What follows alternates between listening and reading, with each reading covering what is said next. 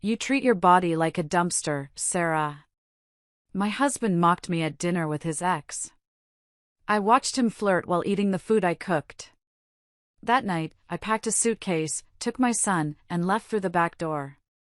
He didn't even notice until his credit card was declined. Hello, everyone. Thank you for being here with me today. Before I begin my story, grab a warm cup of tea and get comfortable. I'd love to know what time of day you're watching this video. Please comment M for morning, A for afternoon, or E for evening. Now, let me take you into this story. You know, Sarah, if you actually put in half the effort Tiffany does, maybe I wouldn't be embarrassed to be seen with you at the gym. The words hung in the air, thick and suffocating, right over the roasted chicken I had spent 3 hours preparing after a 10-hour shift at the office. My husband, Travis, sat across from me, swirling his wine glass with that arrogant tilt of his head I used to mistake for confidence. Next to him sat Tiffany, his ex-girlfriend and current fitness inspiration, looking like she had just stepped out of a magazine cover, picking at a single leaf of lettuce on her plate. I felt the heat crawl up my neck, a mixture of shame and a sudden, sharp clarity. It wasn't just a comment. It was a public execution of my self-esteem. Travis, please, I said, my voice barely a whisper. I glanced at our 4-year-old son, Leo, who was happily oblivious, pushing peas around his plate with a fork. Let's not do this in front of Leo. Tiffany giggled, a sound like breaking glass. She placed a manicured hand on Travis's forearm, right in front of me, in my own dining room. Oh, don't be so sensitive, Sarah. Travis is just trying to motivate you. We were just saying how easy it is to let yourself go when you hit, well, your age. Metabolism slows down, right? I am 38. Tiffany is 30. Travis is 40. But in this moment, they made me feel like an ancient relic they were dusting off just to mock. Travis laughed, leaning into her touch. See? She gets it. Tiffany respects her body. She treats it like a temple. You treat yours like a dumpster, Sarah. I mean, look at what you're eating. He pointed his fork accusingly at the small slice of garlic bread on my side plate. Carbs at night? Really? No wonder none of your old dresses fit. I looked down at my plate. I looked at the hands that had signed the mortgage checks for this house, the hands that paid for Travis's personal brand photoshoots, the hands that wiped Leo's tears and cleaned this entire house because Travis was too exhausted from his imaginary career as an influencer to lift a finger. I worked all day, Travis, I said, my voice trembling but gaining a strange, new edge. I'm hungry. You're always hungry, he sneered. That's the problem. Tiffany here runs 5 miles before breakfast. And what do you do? Sit in that office chair counting money? Someone has to make the money, Travis, I shot back. It was the first time in months I had snapped. The room went silent. Travis's eyes narrowed. His ego was a fragile thing, and I had just poked it. Oh, wow, he said, his voice dropping to a dangerous, mock-hurt tone. Here we go again. The money card. Just because you bring home the paycheck doesn't mean you're a woman, Sarah. A real man wants a woman he can show off, not a bank account that eats too much. He turned to Tiffany, shaking his head. See what I deal with? She thinks buying the groceries entitles her to be lazy and fat. I honestly don't know how I stomach it sometimes. Look at you, Tiff. You're glowing. God, I miss the days when I had a partner who actually cared about standards. Tiffany beamed, soaking up the adoration that was contractually owed to me as his wife. You deserve the best, Travis. You really do. I watched them. I watched my husband of 10 years flirt openly with his ex-girlfriend while eating the food I bought and cooked. He looked at me with pure disgust. And in that second, something inside me didn't just break, it died. The part of me that was desperate for his approval, the insecure girl who felt lucky that the handsome gym owner wanted to marry her, she vanished. I stood up. Where are you going? Travis barked. We aren't done. Bring out the dessert. Tiffany said she might have a tiny bite if it's fruit. I didn't answer. I walked into the kitchen, but I didn't reach for the fruit bowl. My heart was pounding against my ribs like a trapped bird, but my hands were steady. I walked past the kitchen, down the hall, and into the bedroom. I pulled the suitcase I had bought 3 weeks ago out from the back of the closet. I hadn't admitted to myself why I bought it then, but I knew now. I packed essentials. My laptop. My passport. My jewelry. Then I went into Leo's room. He was sleepy, rubbing his eyes as I lifted him up. Mommy? Shoo, baby. We're going on an adventure, I whispered, wrapping him in his favorite blanket. I carried him out the back door, bypassing the dining room where the laughter was getting louder. I could hear Travis making a joke about my granny panties.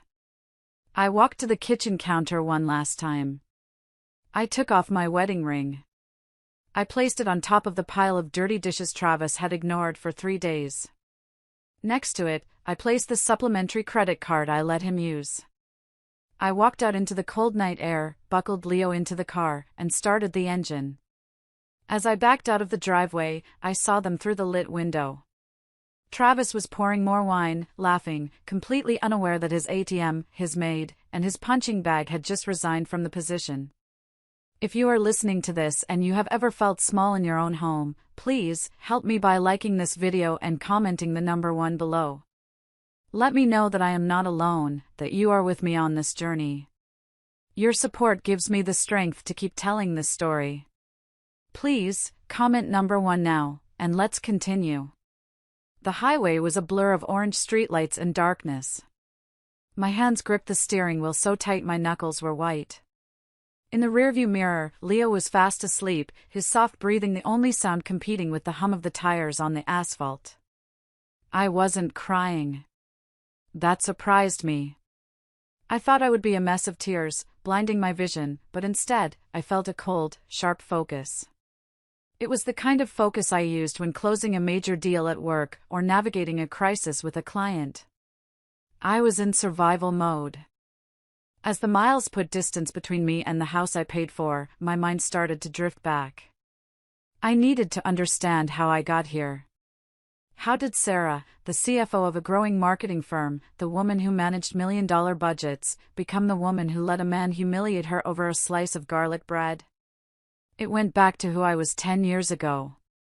I was 28, smart, successful, but deeply insecure. I had always been the big girl, the one with the great personality but no dates to prom. Then I met Travis. He was a personal trainer, physically perfect, charming, and for some reason, he chose me. He made me feel special. He told me he loved my curves. He told me I was beautiful. I was so starved for that kind of validation that I ignored the red flags. I ignored that he never had money for dinner. I ignored that he forgot his wallet on our first 3 dates. I ignored that his gym was failing because he spent more time socializing than managing the books. I wanted the fairy tale. I wanted to be the wife of the handsome, charismatic man. So, I bought it. I paid off his business debts before we were even engaged. I bought the house. I funded his lifestyle because I thought that was the price of love for someone like me. My phone buzzed on the passenger seat, jarring me from my memories.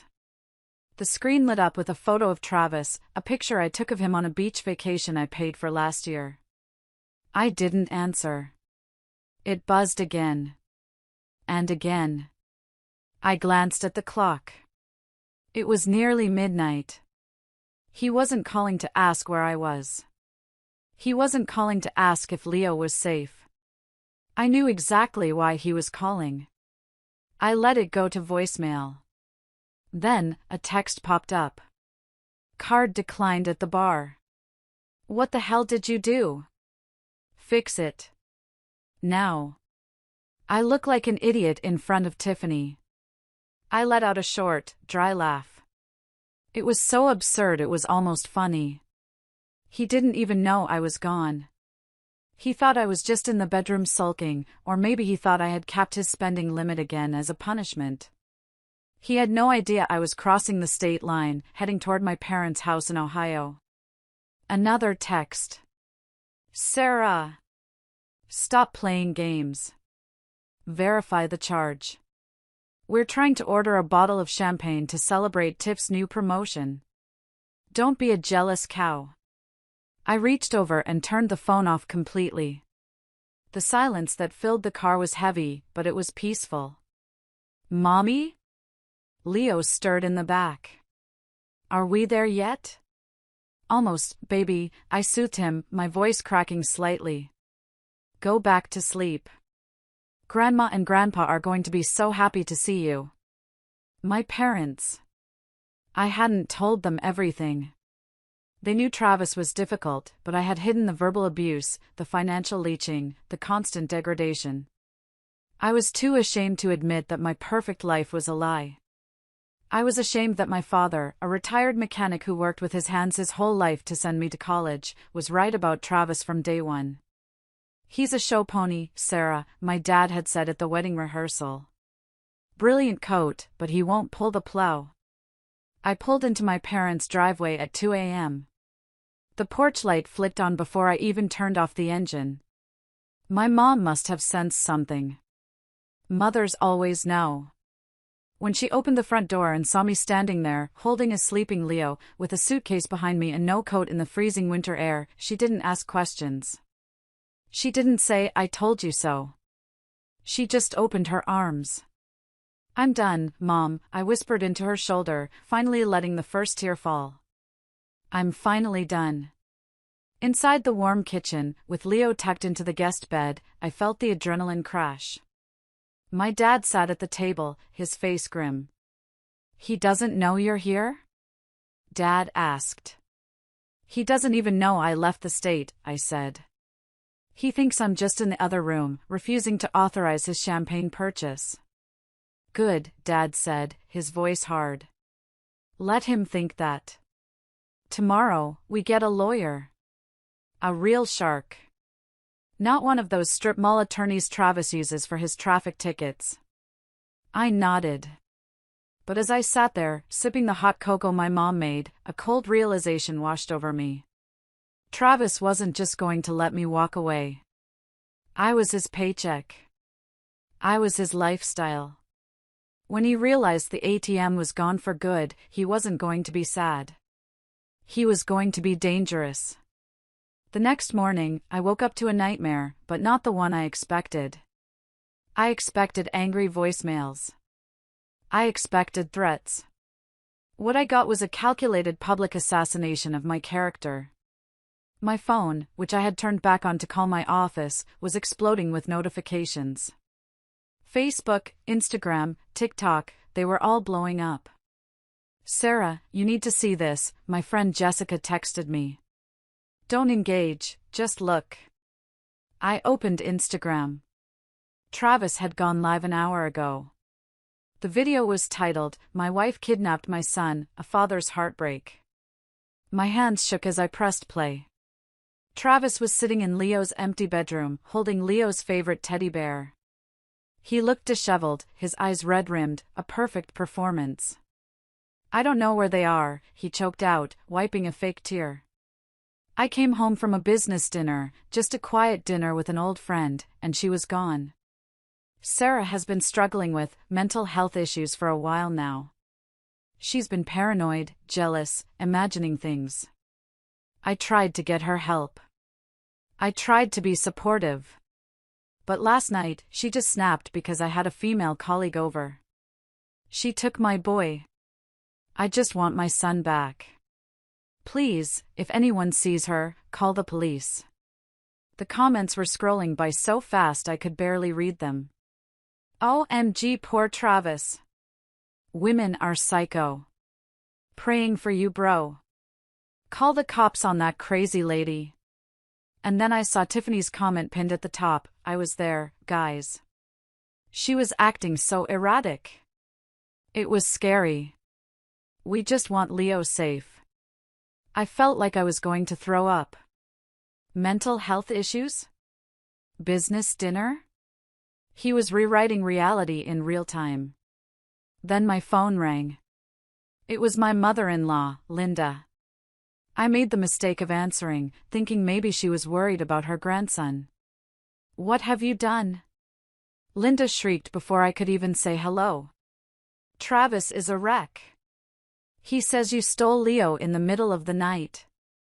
You are a sick, jealous woman, Sarah. You've always been jealous of him because he's beautiful and everyone loves him, and you're just, you." "Linda, he was humiliating me," I said, trying to keep my voice steady.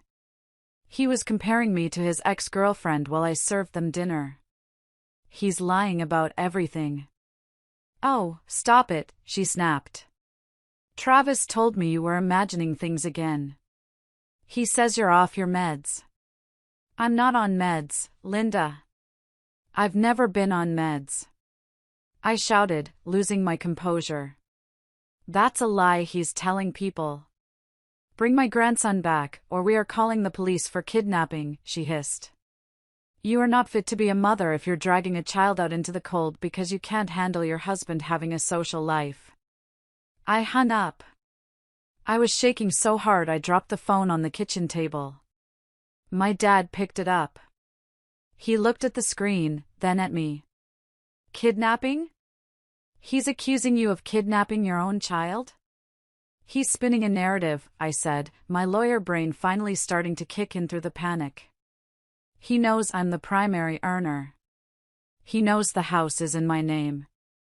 He's setting the stage for a custody battle where he looks like the victim and I look unstable. He wants to prove I'm unfit so he can get full custody and the child support checks that come with it. He doesn't want Leo," my mom said quietly, looking out the window where Leo was happily helping my dad fill the bird feeders. "He's never changed a diaper in his life. He wants the money." "Exactly," I said. "And that's why I can't hide anymore." I walked over to the window. Watching Leo laugh as a cardinal landed on the feeder gave me a surge of strength. Travis had underestimated one thing. He thought I was just the insecure, mousy wife who paid the bills. He forgot that I was a CFO. I dealt with hostile takeovers for a living. I knew how to document everything.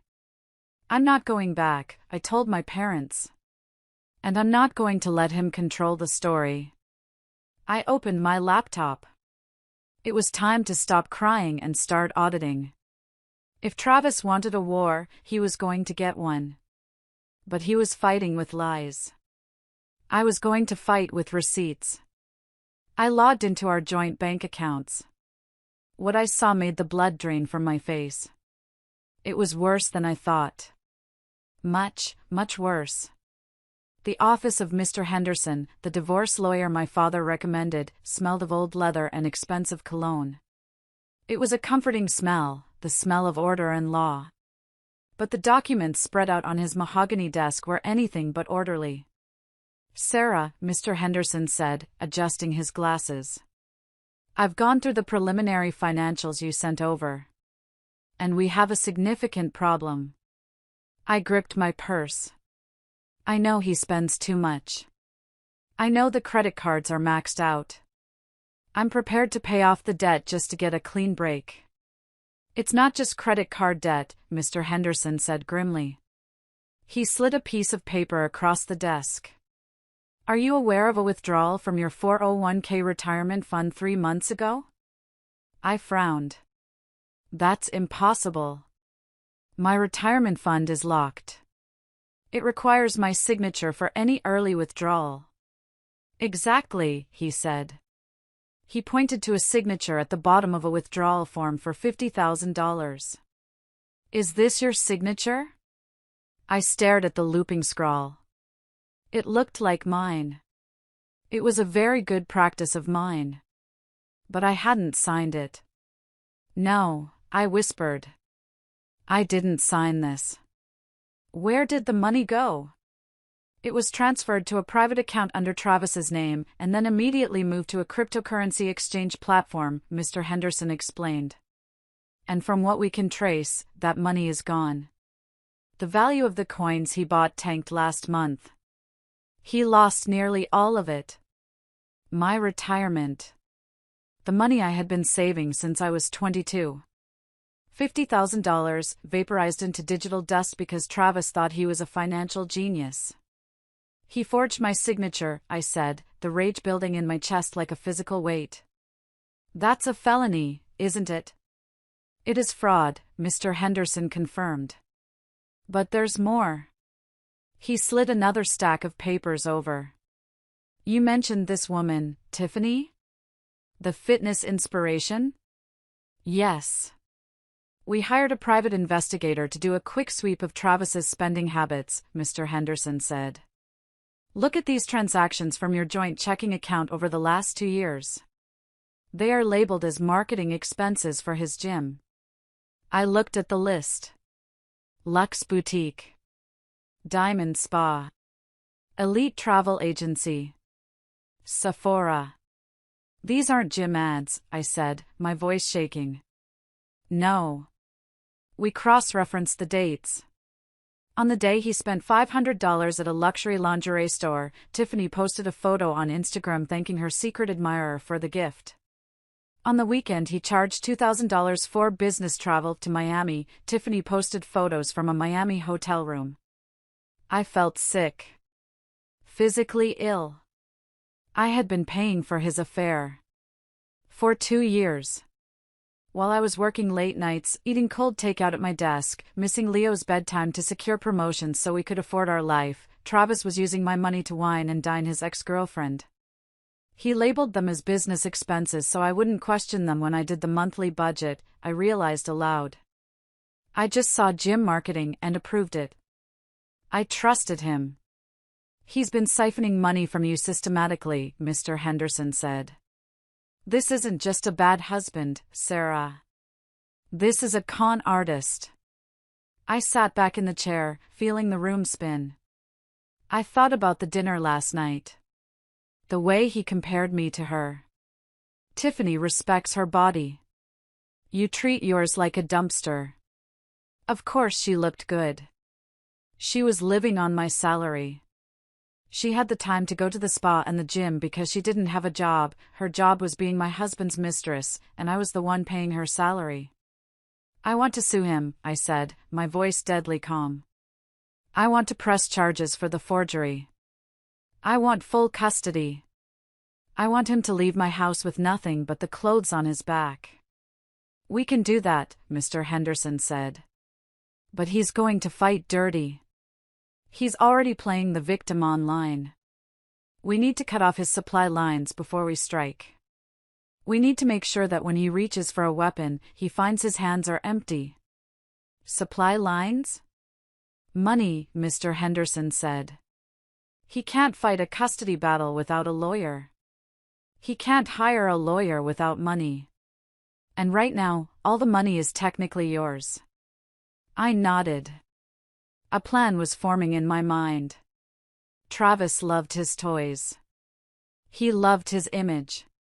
He loved pretending he was a rich, successful alpha male. He's driving a Range Rover, I said. It's in my name. I bought it as a gift for his birthday last year because he said it fit the gym's brand image. If it's in your name, Mr. Henderson smiled, a shark-like grin, then it's your car. You can do whatever you want with it. And the utilities at the house? In your name? Everything is in my name, I said. The internet, the cable, the electricity, the water. Then I suggest, Mr. Henderson said, closing the file, that we start canceling some subscriptions. Driving back to my parents' house from the lawyer's office, my mind kept snagging on one detail. Tiffany. Why did she seem so familiar? Not just as the woman from the dinner, but from before. Travis had introduced her as an old friend from high school, but looking at the timeline of the marketing expenses, something wasn't adding up. I pulled over at a rest stop and opened my laptop. I didn't go to bank accounts this time. I went to my old cloud storage. I dug through folders from 3 years ago, back when I was helping Travis try to get his gym off the ground properly. I found a folder labeled Intern Applications. I clicked through the PDFs until I froze. There she was. Tiffany Miller. A resume from 3 years ago. I remembered now. She had applied for a marketing internship at my company. I had interviewed her. She was sweet, eager, a bit down on her luck. She told me she was trying to get into the fitness industry but needed a break. I was the one who told her, my husband runs a gym. He needs help with social media. Why don't you go talk to him? I'll put in a good word. I gasped, covering my mouth with my hand. I had introduced them. I scrolled through my old texts with Travis from that year. Me, hey hun, sent that girl Tiffany over. She's young but seems sharp. Be nice to her. Travis, thanks babe. She's a bit inexperienced but I can mold her. I'll give her a shot. Mold her. The wording made my skin crawl. I kept digging. I went to my old email outbox. I found emails where I had forwarded Tiffany articles about social media strategy, tips on how to build a brand. I had mentored her, in a way. I wanted to help another woman succeed. And how did she repay me? By sleeping with my husband. By letting me pay for her handbags. By sitting at my dinner table, eating my food, and laughing while my husband called me fat. The betrayal hit me harder than the financial theft. The money was just numbers. This was personal. This was a violation of the sisterhood. I had opened the door to my life for her, and she had walked in and set it on fire. My phone pinged. It was a notification from our home security system app. I hadn't cut the internet yet. Mr. Henderson told me to wait until we were ready to strike. I opened the camera feed. The living room camera showed Travis and Tiffany sitting on my sofa. They were drinking wine. I turned up the volume on my phone to hear them. She's not coming back tonight, Travis was saying, kicking his feet up on the coffee table. I think she's actually gone to her parents. Good riddance, Tiffany laughed. God, the house feels so much better without her negative energy. But Trav, what about the money? Her card got declined yesterday. Don't worry about it, Travis waved his hand dismissively. She'll cave. She always does. Sarah is desperate for me. I just need to ignore her for a few days, let her stew in her insecurity. She'll come crawling back, apologizing, probably with a new watch for me as a peace offering. You really think so? I know so, Travis smirked. She thinks she's smart because she has that fancy job, but emotionally? She's pathetic. She needs me to validate her existence. Without me, she's just a lonely, overweight middle-aged woman with a cat. I hold all the cards, Tiff. We just wait. I hope so, Tiffany said, looking around the room. Because I really like this house. We should repaint this living room though. That beige is hideous. Once the divorce goes through, Travis said, taking a sip of wine, I'll get the house. I'll claim I need it for Leo's stability. The courts always favor the parent who stays in the home. Then we can paint it whatever color you want, babe. I stared at the screen. My hands were no longer shaking. My heart wasn't racing. A cold, absolute calm settled over me. It was the calm of a sniper taking aim. He thought I was pathetic. He thought I would come crawling back. He thought he could take my house, my money, and my dignity. You don't hold the cards, Travis, I whispered to the screen. You don't even know what game we're playing. I closed the app. I picked up my phone and dialed the number for the local utility company. Hi, I said, my voice clear and professional. I'd like to schedule an immediate disconnect for all services at 1402 Oak Street. Yes, today. Right now. And please, cancel the internet package as well. Then I called the repo company Mr. Henderson had given me the number for. Yes, I have a Range Rover registered in my name located at 1402 Oak Street. I have the spare key. I would like it recovered and brought to the dealership for sale. Yes, immediately. I started the car. The game was on. I timed it perfectly. I knew Travis's schedule better than he did. Every Tuesday at 5 p.m., he did his fitness Q&A live stream on Instagram. It was his main way of pretending he had a job. He would sit in his home studio, which I paid to soundproof, answer questions from bots, and solicit donations. I sat in my parents' living room with my laptop open, watching his stream. Hey guys, welcome back to the Travis Zone, he was saying, flexing his bicep for the camera. He looked confident, smug. Today we're talking about mental toughness. How to push through when people try to bring you down. He was clearly referencing me. You know, sometimes you have toxic people in your life who just don't get the grind, he preached.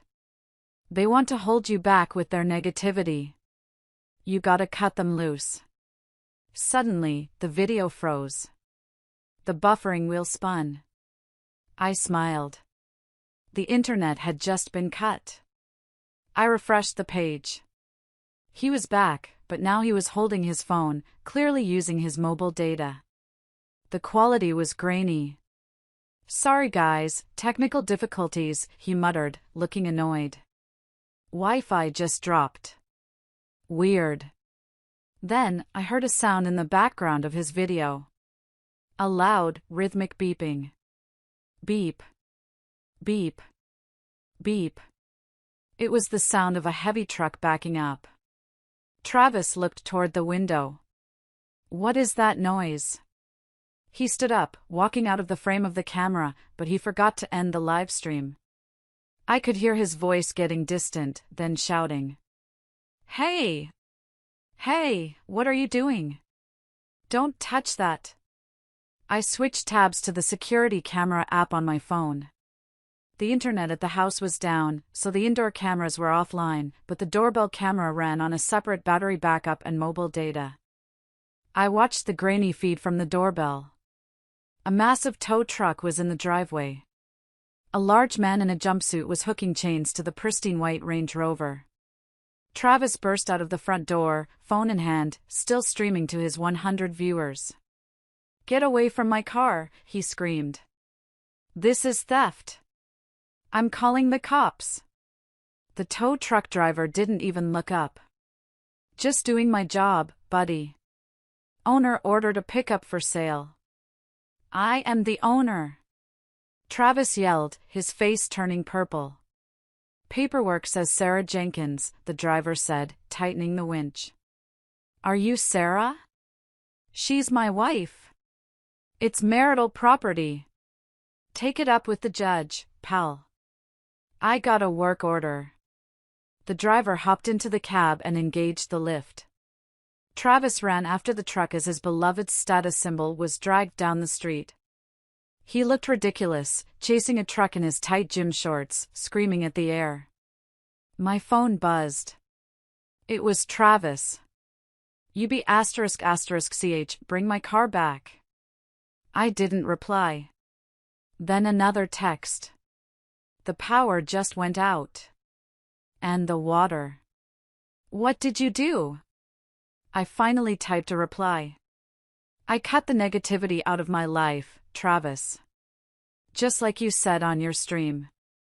Since you're a big, strong, independent man who doesn't need a lazy wife, I'm sure you can pay for your own electricity, internet, and car. Oh, and I froze the joint accounts pending the fraud investigation regarding my retirement fund. Good luck with the grind. I hit send. 10 seconds later, my phone rang. I declined it. I turned to my dad, who was watching over my shoulder with a look of pure satisfaction. He's going to come after you, Dad warned, though he was smiling. Let him, I said. He has no car, no money, and no internet. How is he going to get here? Uber? He can't pay for it. But I underestimated Travis's desperation. 3 hours later, I got a call from Mr. Henderson. "Sarah, we have a complication." His voice was serious. "Travis's lawyer, well, a lawyer he apparently just retained, has filed an emergency motion. They are claiming residency rights to the house." "He can claim whatever he wants, it's my house," I said. "It's not just that," Mr. Henderson hesitated. "He has produced a document. A quitclaim deed. It appears to show that you transferred 50% of the property ownership to him 6 months ago." I froze. "I never signed that." "It has your signature, Sarah. And it's notarized." My blood ran cold. "He forged it. Just like the retirement check." "We know that," Mr. Henderson said. "But until we prove it's a forgery in court, he has a legal right to stay in that house.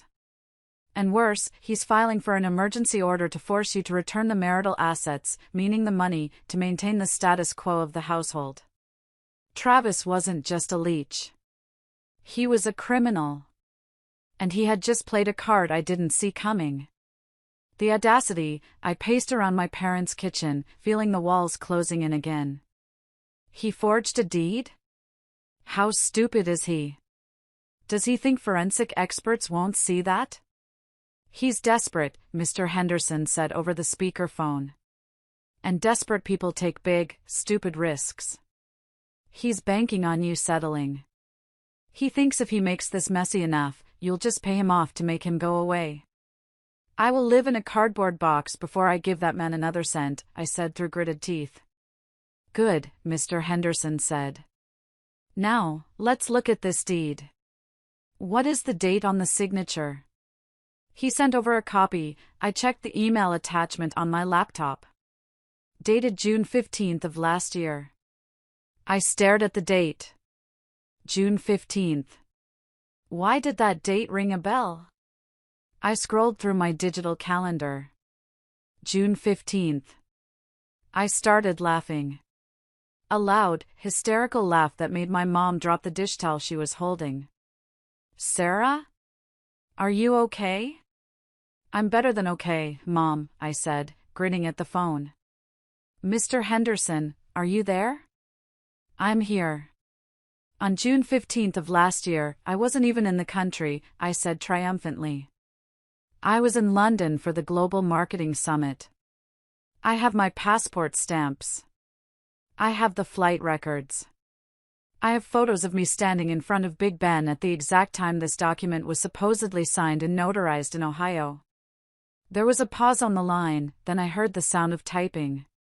"That," Mr. Henderson said, his voice lightening, "is the nail in the coffin. Not only is the deed void, but he just committed perjury and submitted false evidence to a court. And the notary who stamped this? If they were in on it, they're going to lose their license and face jail time too." "Who is the notary?" I asked, zooming in on the stamp. "Jennifer Wilson." "I know her," I realized. "She's Tiffany's cousin. She works at the bank downtown." "A conspiracy," Mr. Henderson said.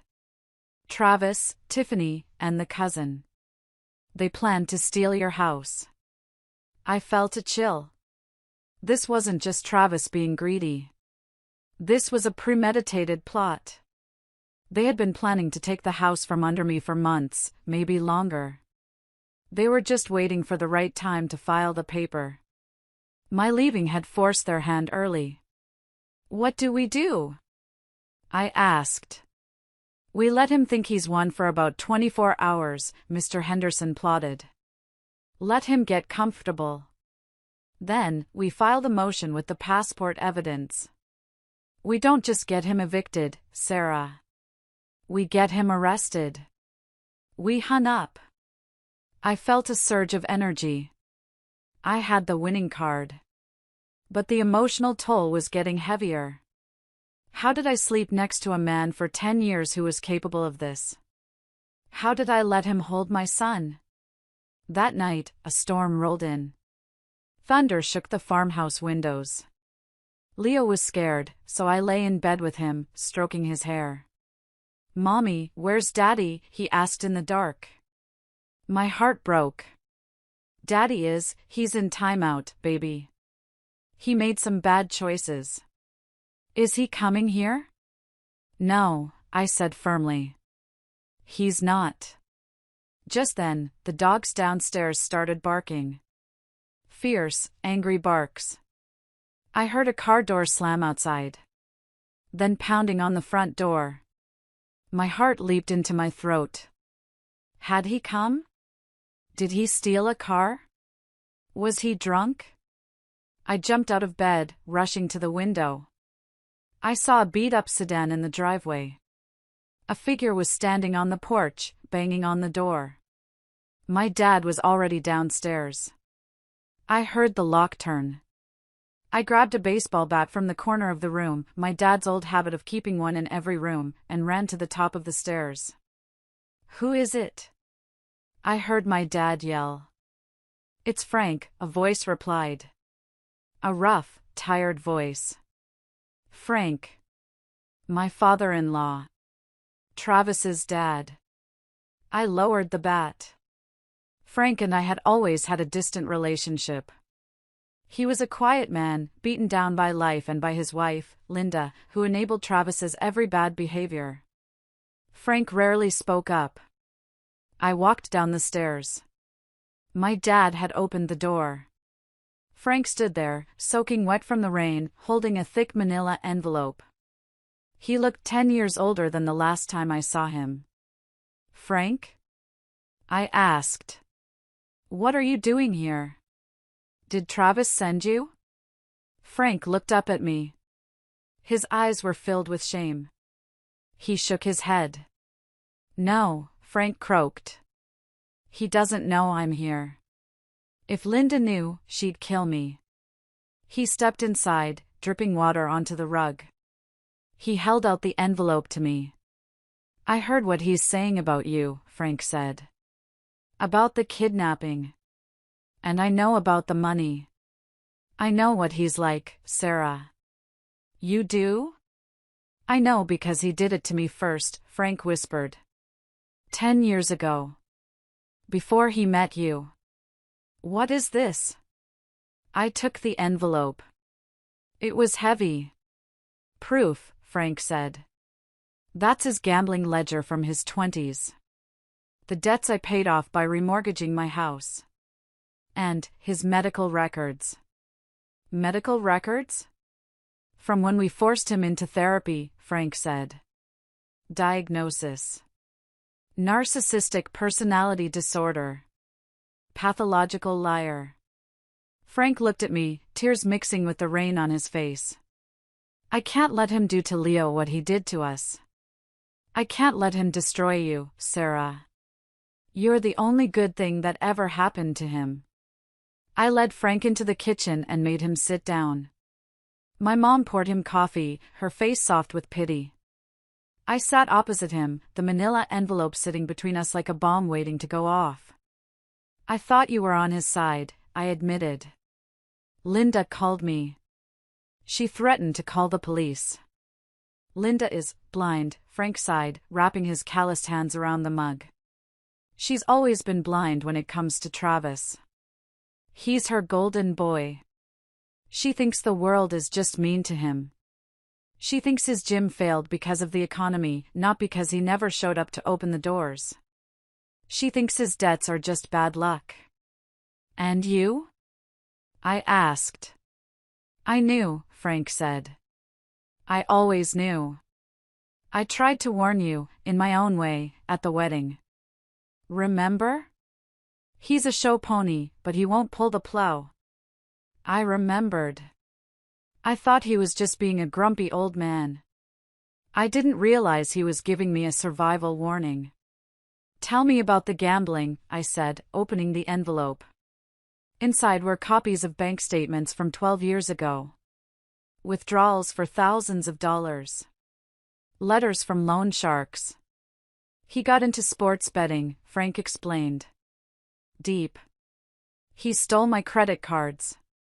He stole his grandmother's jewelry. We almost lost our house. We paid it off to keep him out of jail. We thought if we saved him, he would change. He never changes, I said bitterly. He just finds a new victim. You were the new victim, Frank nodded. When he met you, and we saw you were successful. I'm ashamed to say it, but I was relieved. I thought, good, someone else can take care of him now. I'm sorry, Sarah. I threw you to the wolves to save myself. It was a hard thing to hear. But looking at this broken man, I couldn't hate him. He was a victim too. And the medical records? I pulled out a thinner file. We sent him to a specialist after the theft, Frank said. Dr. Evans. He said Travis has extreme narcissistic personality disorder. He lacks empathy. He views people as objects to be used. The doctor said he would never get better without intense, lifelong therapy. Travis went to 3 sessions, charmed the receptionist, and quit. I read the doctor's notes. Patient exhibits grandeur delusions, manipulative behavior, inability to accept fault, danger of financial exploitation of loved ones. It was like reading a biography of my marriage. Why are you giving me this now? I asked. This could destroy him in court. Because of Leo, Frank said, his voice cracking. Travis called me today. He wanted money for a lawyer. He said he was going to get full custody of Leo.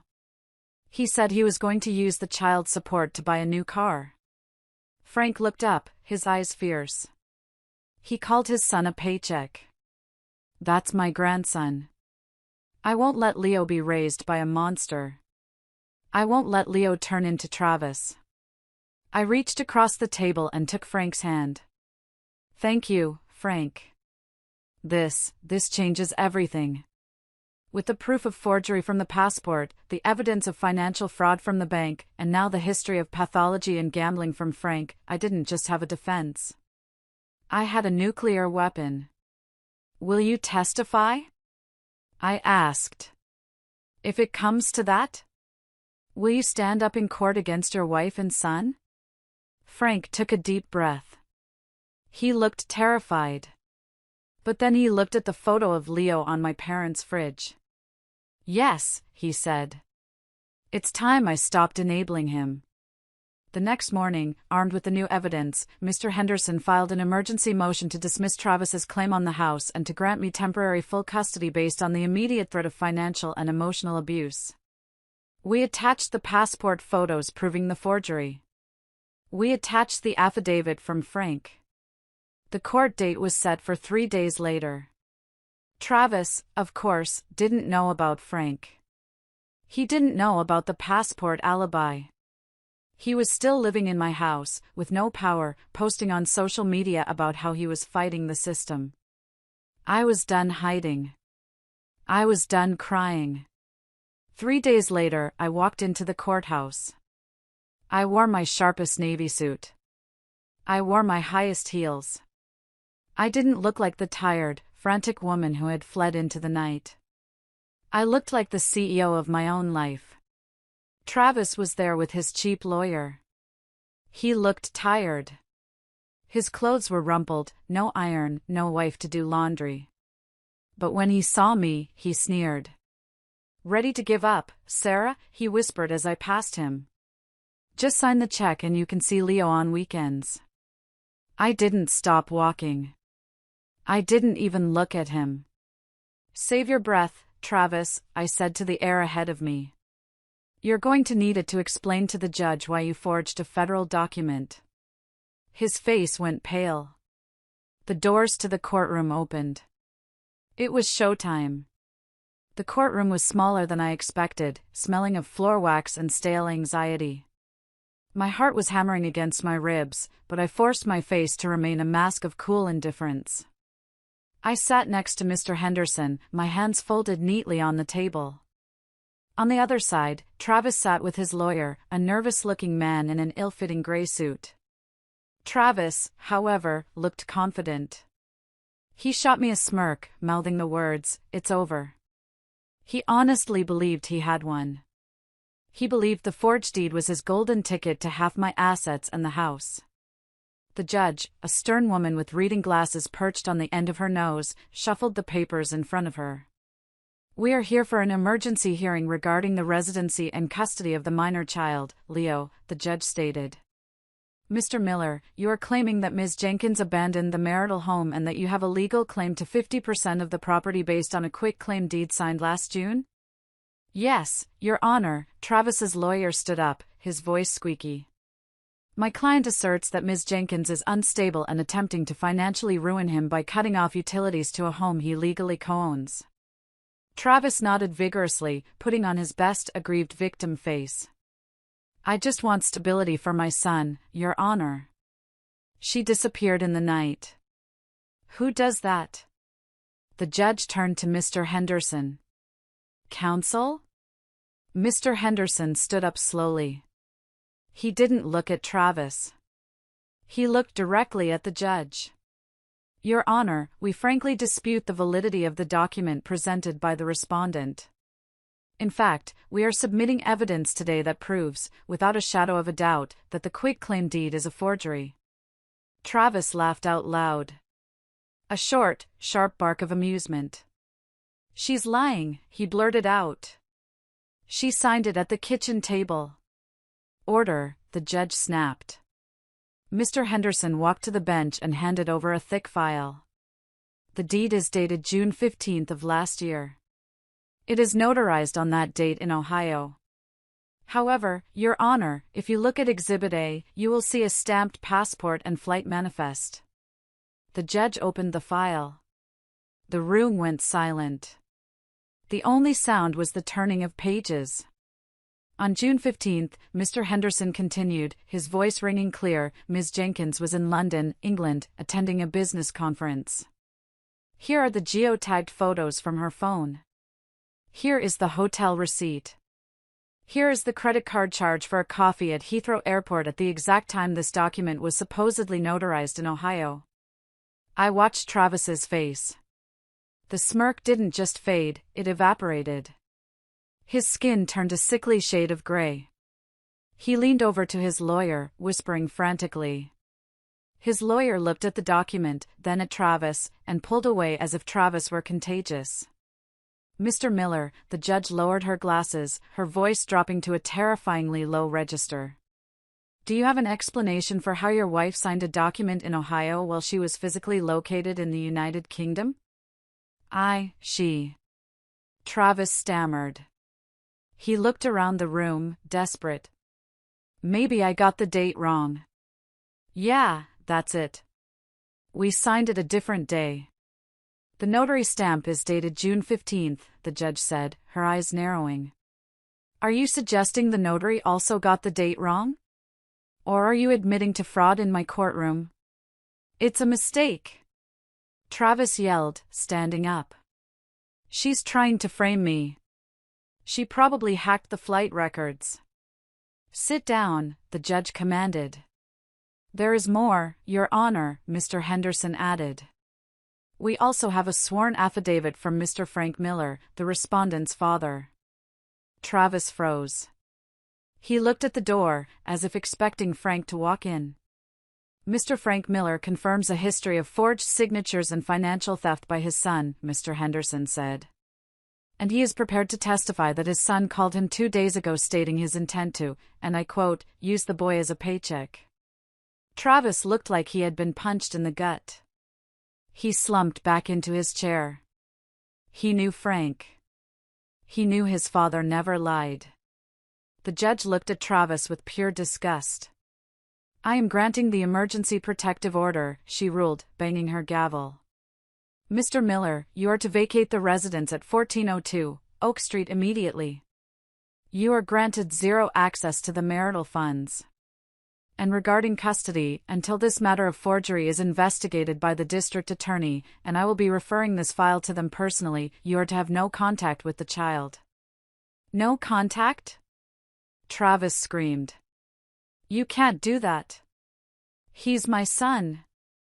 You should have thought about that before you committed a felony to steal his mother's house, the judge said coldly. Next case. As the bailiff moved to escort us out, Travis lunged toward me. Not to hit me, but to grab my arm.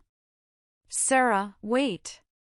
Sarah, please, he begged, his eyes wide and wet. I didn't mean it. It was Tiffany.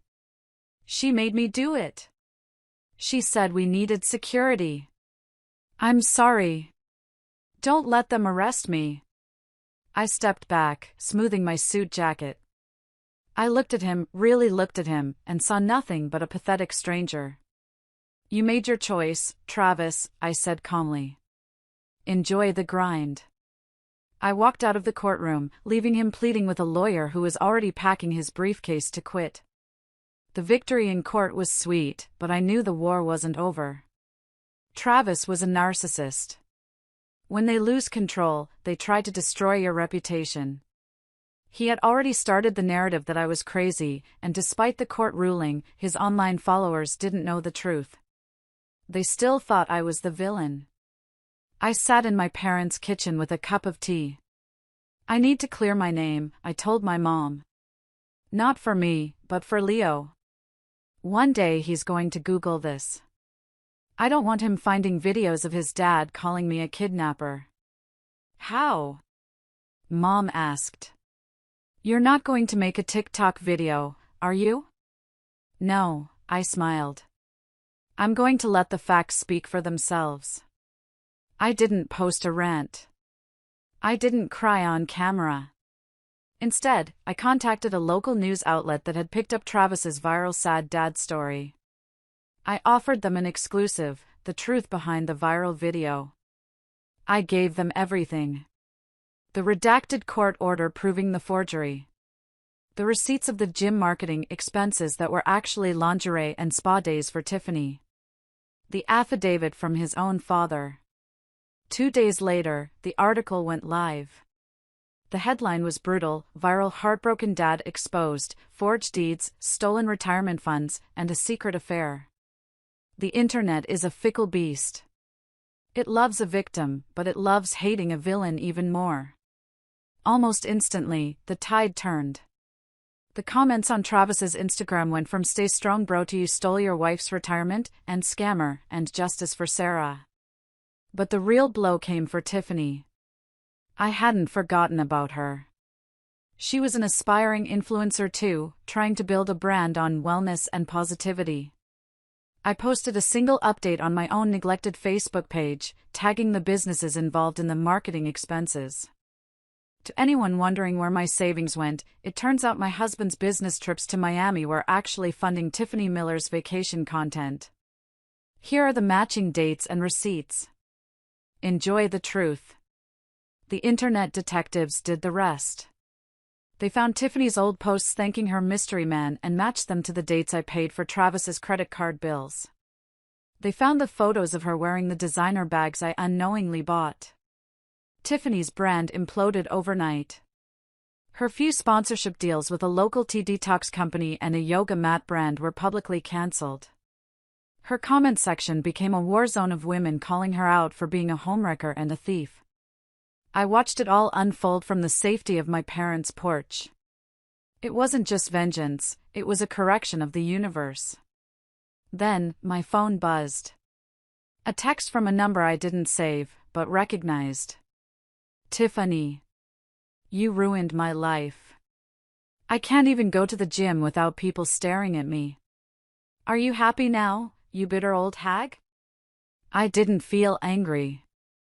I felt powerful. I typed back.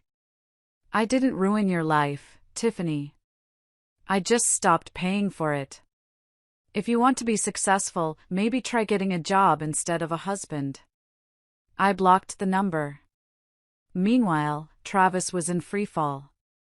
With the court order enforcing his eviction, he had 24 hours to leave my house. I hired a security team to supervise the move out because I didn't trust him not to smash the walls. My neighbor, Mrs. Gable, called me to give a play-by-play. "Oh Sarah, it's a sight," she whispered into the phone. He's throwing clothes into garbage bags. He's crying on the lawn.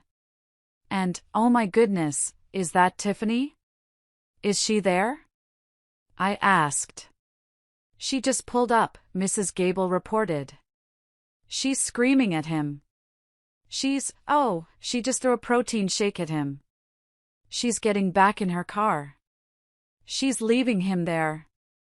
I closed my eyes and let out a long breath. Tiffany had realized the money tap was dry.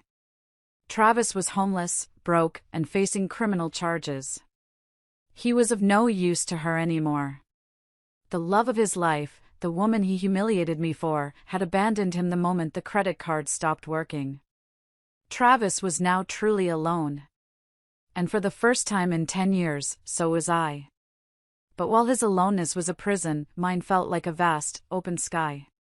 2 weeks passed. The silence from Travis was deafening, but glorious. Mr. Henderson informed me that Travis had moved back in with his mother, Linda. Apparently, Frank had threatened to leave Linda if she gave Travis any money, so Travis was living in their unfinished basement, sleeping on an old camping cot. It was a steep fall from the master suite of the house I bought. I returned to work. My colleagues were incredibly supportive. They had seen the news article. Instead of pity, I got respect. I was the woman who fought back. I was the CFO who audited her own cheating husband and won. One rainy Tuesday evening, my phone rang. It was an unknown number. I usually ignored these, but something told me to answer. Hello? Sarah? The voice was thick, slurred. Drunk. It was Travis. You're not supposed to call me, Travis, I said, reaching for the record button on my phone. This is a violation of the protective order. I just wanted to ask.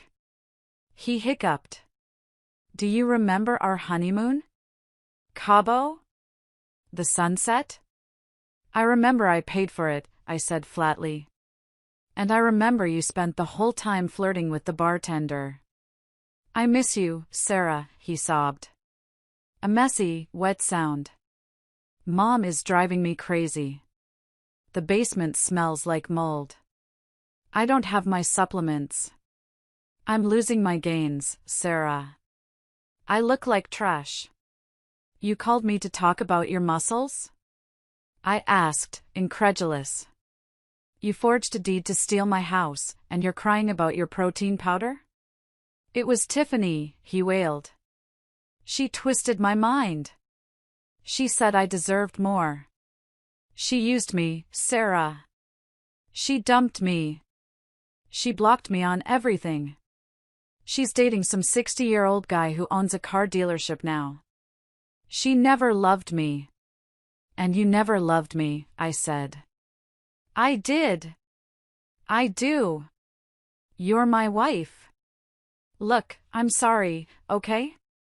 I said I'm sorry. Can't you just drop the charges? Can't I just come home? I'll cook. I'll clean. I promise. I listened to him beg. A month ago, this would have broken me. I would have thought, maybe he can change. Maybe he's hurting. But now? All I heard was a parasite looking for a new host. Travis, I said, my voice steady. You aren't sorry you hurt me. You're sorry you're uncomfortable. You're sorry you're broke. You're sorry you have to face the consequences of your actions for the first time in your 40 years of life. Don't be like this, he growled, the anger slipping through the tears. You owe me. I gave you the best years of my life. Who else is going to want you? You're almost 40. You're damaged goods. There it was. The mask slipped. I'd rather be damaged and free than perfect and owned by you, I said. Goodbye, Travis. My lawyer will be sending this recording to the judge. That's another violation. Have fun in the basement. I hung up. I walked into the living room where Leo was building a Lego castle with my dad.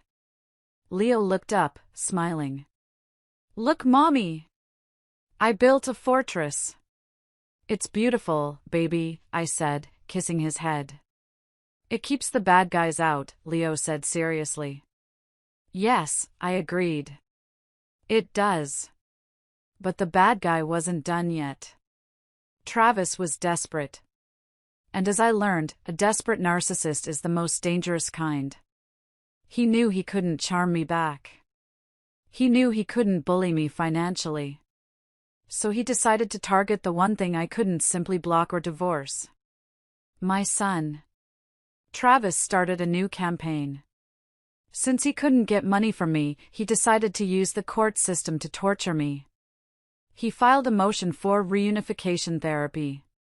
He claimed he was a changed man, that he was sober, a lie, and that denying him access to his son was parental alienation.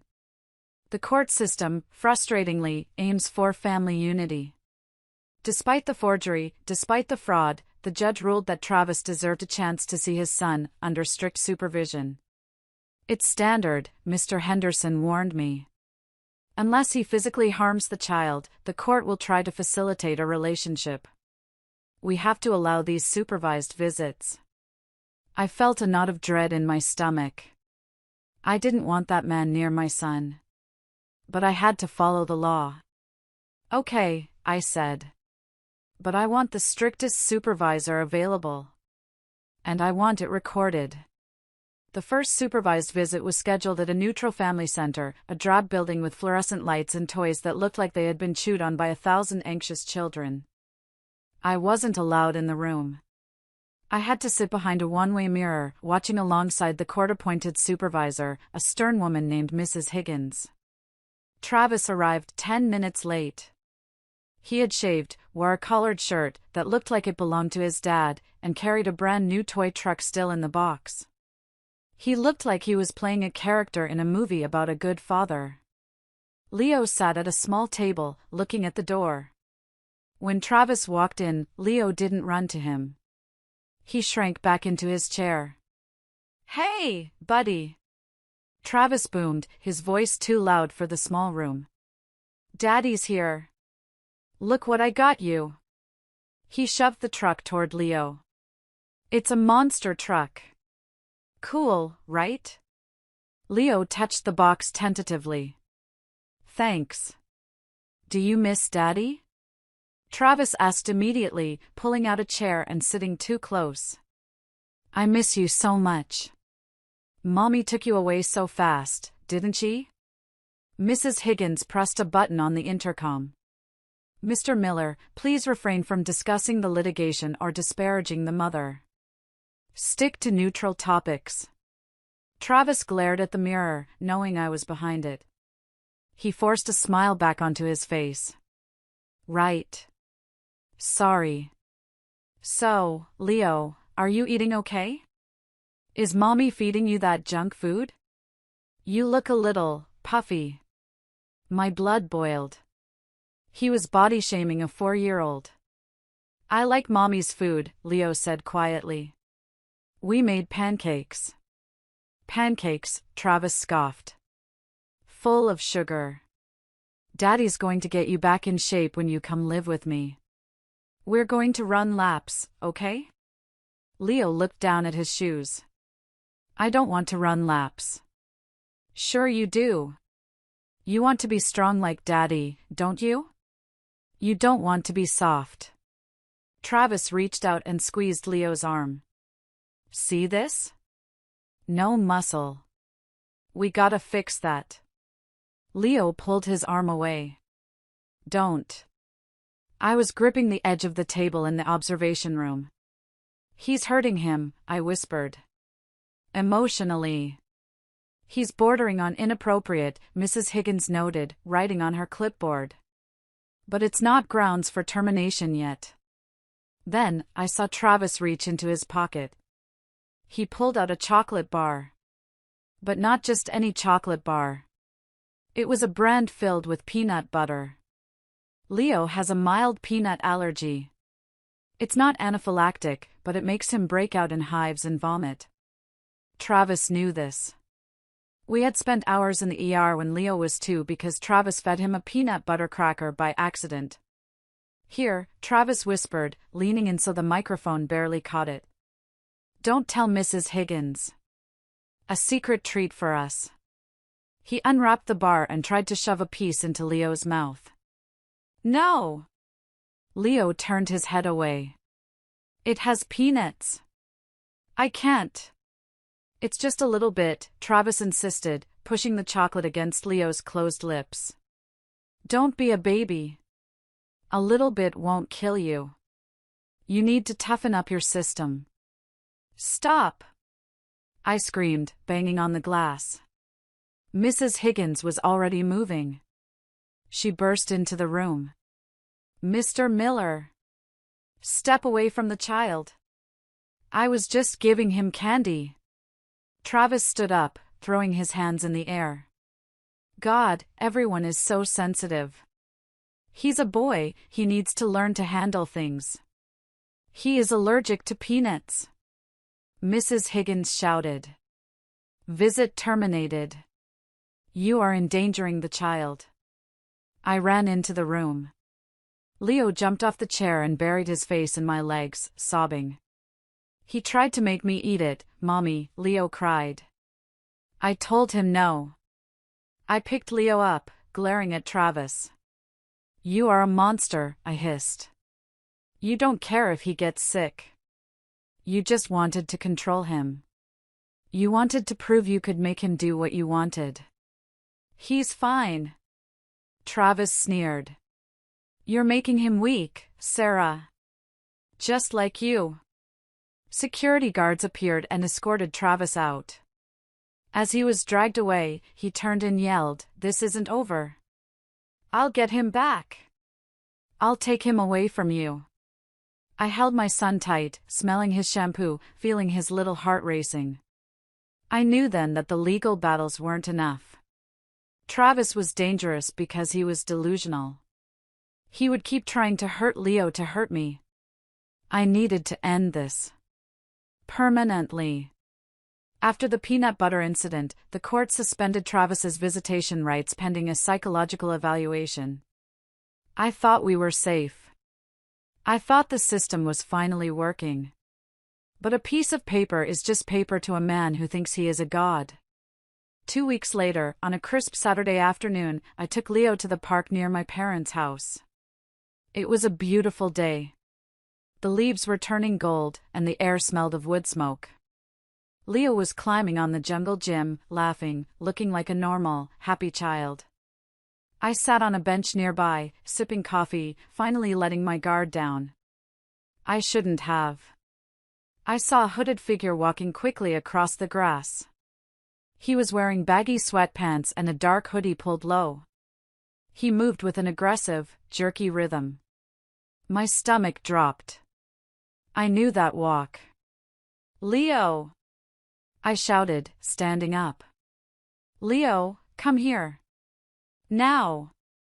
Leo looked at me, confused. Then he looked at the man. "Daddy?" Leo said. Travis pulled down his hood. He looked terrible. His eyes were wild, his face unshaven, his skin pale. He looked like a man who hadn't slept in days. "Leo!" Travis yelled, ignoring me completely. He sprinted toward the playground. "Come to Daddy. We're leaving." "No!" I dropped my coffee and ran. "Travis, stop. You have a restraining order." Travis vaulted over the playground fence. Leo backed away, terrified. "No, Daddy. I don't want to go." "Shut up." Travis grabbed Leo by the arm, yanking him so hard Leo's feet left the ground. "You're coming with me. Your mom is poisoning you against me. Let him go." I screamed, tackling Travis from behind. I am not a fighter. I have never been in a physical fight in my life. But in that moment, I was a mother protecting her cub. I clawed at his face. I kicked his legs. Travis roared and shoved me backward. I hit the ground hard, the gravel scraping my palms raw. But I scrambled back up instantly. Help! Call the police! I screamed to the other parents in the park. Travis was trying to drag Leo toward the parking lot. Leo was kicking and screaming, "Mommy! Help! You ungrateful little brat!" Travis raised his hand to slap Leo. That was the mistake that ended him. 3 fathers, big men, dads who were pushing swings and watching their kids, had seen what was happening. When Travis raised his hand, they moved. One dad tackled Travis, slamming him into the mulch. Another grabbed his arms. Travis thrashed, screaming profanities, spitting foam. "Get off me! That's my son! It's my property!" Travis shrieked. "Property!" He called his son property. I grabbed Leo, pulling him into my chest, covering his ears. We huddled on the ground, shaking, while the other dads held Travis down until the sirens wailed in the distance. When the police arrived, they didn't ask many questions.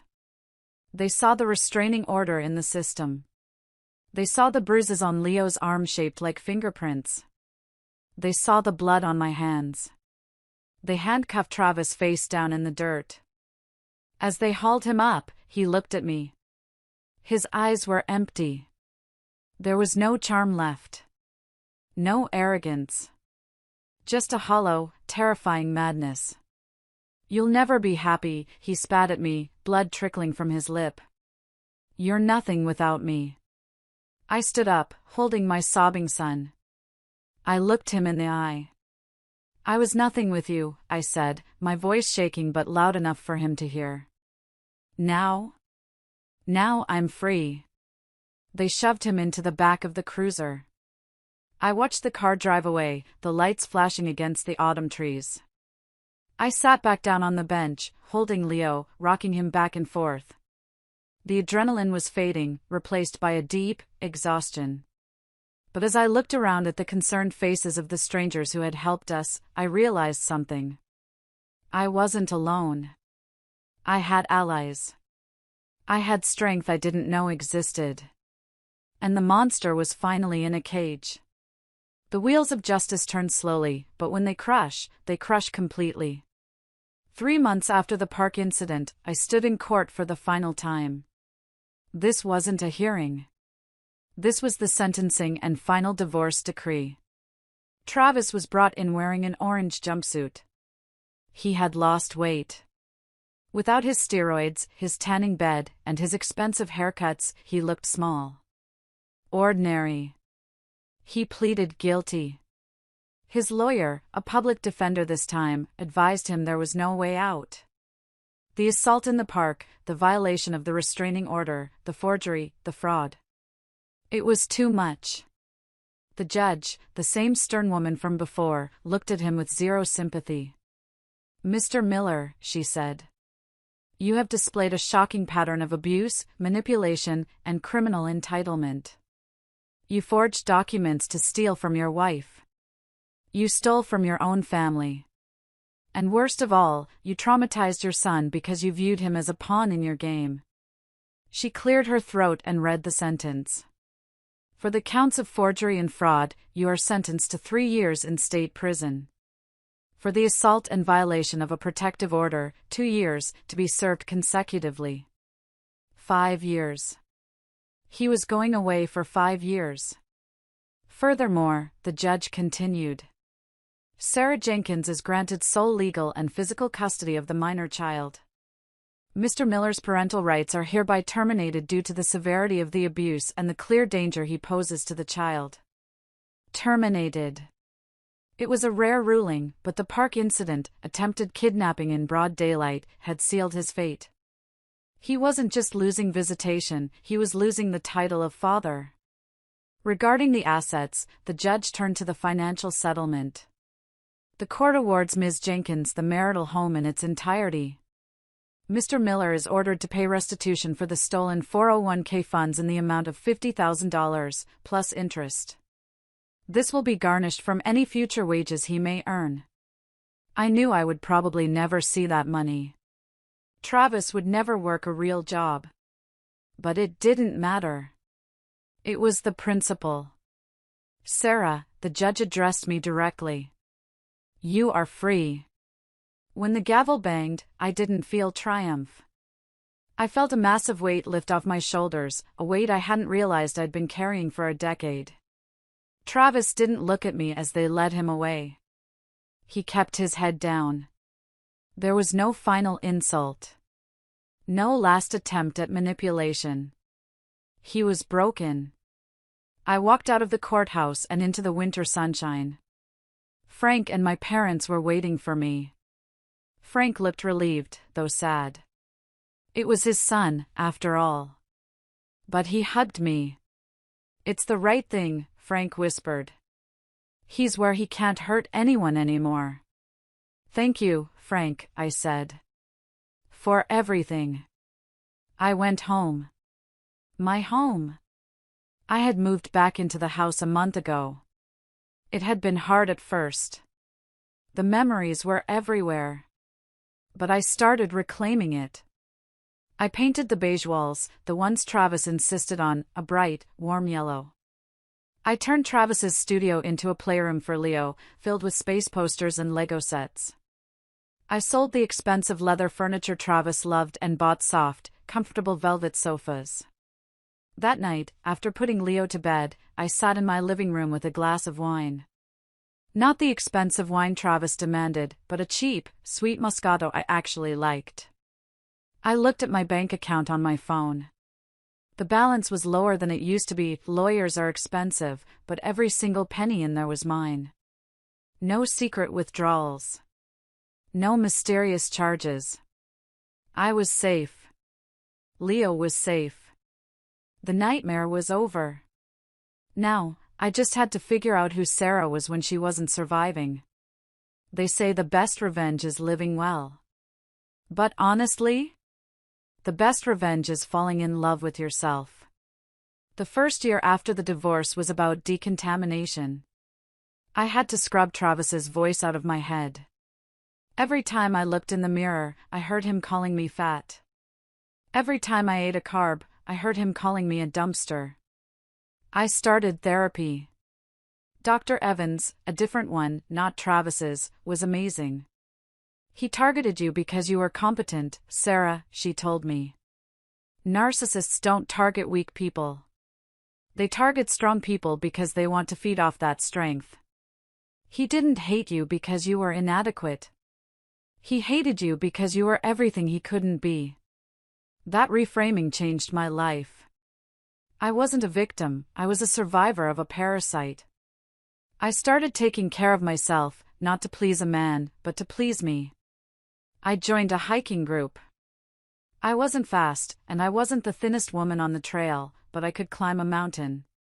Standing at the peak, breathing in the fresh air, I felt strong. My body wasn't a temple for someone else to worship, it was the vehicle that carried me through life. I got a promotion at work. Without the stress of Travis draining my energy and finances, my performance skyrocketed. I was named VP of Operations. I bought a new car, a practical, safe SUV for me and Leo. And Leo? He blossomed. Without the constant criticism and tension, his anxiety disappeared. He stopped having nightmares. He joined a soccer team. My dad coached him. Watching my dad, patient, kind, encouraging, teach Leo how to kick a ball was healing for both of us. Leo was learning what a real man looked like. One Saturday morning, I ran into an old friend from the gym days. Someone who used to run in Travis's circle.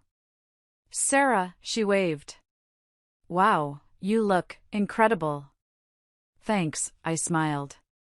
I was wearing no makeup, just hiking gear, hair in a ponytail. I feel incredible. I heard about Travis, she lowered her voice. And Tiffany. Oh. I hadn't thought about Tiffany in months. Yeah. She tried to pivot to lifestyle coaching, but the internet never forgets. She had to move back to her hometown in Idaho. Apparently, she's working as a receptionist at a dentist's office now. I laughed. It wasn't a malicious laugh. It was just closure. And Travis? She asked. Is he still in prison? Yes, I said. He has 2 more years before parole eligibility. Well, she said. You won. You definitely won. I drove home thinking about that. Did I win? I lost 10 years of my life. I lost my retirement savings. I lost my innocence. But I gained something else. I gained a spine of steel. I gained the knowledge that I can face the worst betrayal imaginable and walk away with my head high. I gained a relationship with my son that is built on truth and safety, not fear. I pulled into my driveway. The yellow house glowed in the sun. My garden, something Travis never let me plant because it was messy, was blooming with tulips. I didn't just win. I evolved. Time moves strangely. Sometimes it drags, and sometimes you blink and 3 years have passed. Travis was released on parole after serving 3.5 years. I was notified by the victim advocacy system. I felt a flicker of fear, but then I remembered the restraining order was permanent. And frankly, I was too busy to be scared. I didn't see him for 6 months. I assumed he had moved away. Then, one Tuesday, I was at the grocery store. I was rushing, grabbing ingredients for Leo's birthday party. He was turning 8. I was pushing my cart toward the car, humming a song, when I heard a voice. Sarah? I froze. I knew that voice, but it sounded different. Scratchy. Weak. I turned around. Standing by the cart return corral was a man wearing a neon yellow vest with the store's logo. He was balding. He had gained at least 50 pounds. His face was puffy and lined with premature wrinkles. He looked like a man in his 50s, not mid-40s. It was Travis. My breath hitched for a second. The ghost of my past was standing right there, wrangling shopping carts in the rain. Travis, I said. My voice was surprisingly calm. He looked at me. I was wearing a tailored coat, holding my car keys to my new Volvo. I looked successful. Healthy. Happy. He looked at his shoes. You look good, Sarah. I am good, I said. I heard you got promoted, he mumbled. That's cool. He shifted his weight, looking uncomfortable. He was holding a stack of carts. The man who used to scream at me if I bought the wrong brand of almond milk was now gathering carts for minimum wage. I'm trying to get back on my feet, he said, a hint of the old manipulation creeping into his voice. It's hard. With the record, nobody wants to hire me. I'm living in a halfway house. That sounds difficult, I said politely, offering zero emotion. I was wondering. He looked up, his eyes searching mine for a crack in the armor. Do you think, could I see him? Just a photo? I don't have any photos of him. He was asking about Leo. I felt a flash of anger, but I tamped it down. No, Travis, I said. You lost that right. Come on, Sarah, he whined, the old tone surfacing. Don't be heartless. I'm his dad. I'm struggling here. Can't you help me out? Maybe a few bucks? Just to get a hot meal? The halfway house food is garbage. There it was. He didn't really want a photo of Leo. He wanted money. He wanted pity. He was still the same leech, just a hungrier one. I reached into my purse. His eyes lit up. He thought he had me. He thought the old Sarah, the one who bought his love, was still there. I pulled out my phone. "I'm not giving you money, Travis," I said. "But I will give you a piece of advice. The manager is watching you from the window. If you keep harassing customers, you're going to lose this job too. And I'd hate for you to violate your parole by being unemployed." His face fell. The hope turned to a sneer. "You're a cold bitch, you know that?" "Yes," I smiled. "I learned from the best." I opened my trunk, loaded my groceries, and got into my car. As I backed out, I saw him shoving the carts angrily, muttering to himself. He looked small. Insignificant. I drove away, and I didn't check the rearview mirror. I didn't need to. He was in my past. And my future was waiting at home, ready to blow out 8 candles on a cake. Leo is 12 now. He's almost as tall as me. He has my eyes and my dad's kindness. We were sitting at the dinner table last night, Christmas Eve. The house was full. My parents were there, older now but still spry. Frank was there too. After Linda passed away 2 years ago, Frank grew closer to us. He comes to every one of Leo's games. He finally stood up for himself, and in doing so, he gained a family. And there was someone else at the table. Mark. I met Mark 3 years ago. He's an architect. He's quiet, steady, and kind. He doesn't have six-pack abs, and he doesn't post on Instagram. But he remembers how I take my coffee. He fixes things around the house without being asked. And most importantly, he loves Leo like his own. Mark raised his glass. To Sarah. For making this amazing dinner. And for being the rock of this family. I blushed. To us, I said. We ate, we laughed, we told stories. There was no tension. No walking on eggshells. No fear that saying the wrong thing would trigger a rage explosion. After dinner, while Mark and Leo were doing the dishes, voluntarily, I sat by the fire with Frank. You heard about him? Frank asked quietly. I nodded. I heard. Travis had violated parole again, drug possession this time. He was back inside for another stretch. He had burned every bridge. Even his old gym buddies had abandoned him. He was a cautionary tale in our small town. I'm sorry, Sarah, Frank said. That you had to go through all that. Don't be, I said, watching the fire. It forged me, Frank. I wouldn't be who I am today if I hadn't gone through the fire. I looked over at the kitchen. Leo was laughing at a dad joke Mark made. He was happy. He was healthy. He was safe. That was my victory. I thought about the woman I was 10 years ago. The woman who made that garlic bread, shaking with fear because her husband invited his ex for dinner. I wanted to reach back through time and hug her. I wanted to tell her, pack the bag. Leave. It's going to be hard, but it's going to be so worth it.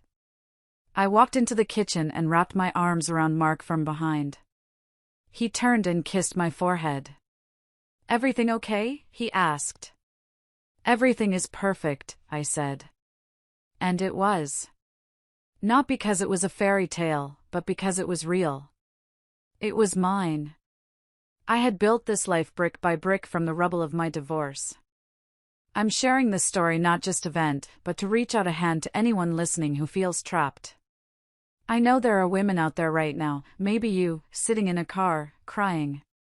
Or staring at a bank account that doesn't add up. Or shrinking yourself to fit into the small space a narcissist allows you to occupy. I know the fear. The fear of being alone at 50. The fear of financial ruin. The fear of breaking up the family. But let me tell you something, you are not breaking the family. You are saving yourself. And if you have children, you are saving them too. Travis called me damaged goods because I was almost 40. He tried to make me feel expired. But let me tell you, life on the other side of 40 is glorious. I have more confidence, more money, and more peace than I ever did in my 20s. Don't let a man, or anyone, tell you that your value is tied to your youth or your ability to serve them. Your value is inherent. If you are being financially abused, start documenting. If you are being gaslit, trust your gut. If you are being humiliated, leave the table. It won't be easy. There will be lonely nights. There will be terrifying legal battles. There will be people who believe the lies. But one day, you will be pushing a cart through a grocery store, and you will see your past self, the ghost of your trauma, and you will realize it has no power over you anymore. You will drive away in your own car, to your own house, to your own life. My name is Sarah. I was a victim. Now, I am free. Thank you for listening to my story. If this story resonated with you, if you've ever had to fight for your dignity, or if you just enjoyed seeing justice served, please do me a huge favor. Click that like button, it helps more women find this story. And please, subscribe to the channel. We are building a community here, a sisterhood of survivors and warriors. Comment "I am strong" below if you made it to the end. I read every comment, and I want to know who my sisters are. Until next time, take care of yourselves. You are worth it.